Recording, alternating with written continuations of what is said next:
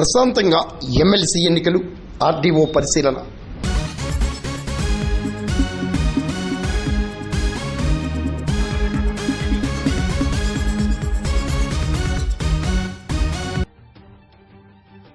కాకినాడ జిల్లా పెద్దాపురం డివిజన్లో గురువారం ఎమ్మెల్సీ ఎన్నికలు ప్రశాంతంగా ప్రారంభమయ్యాయి.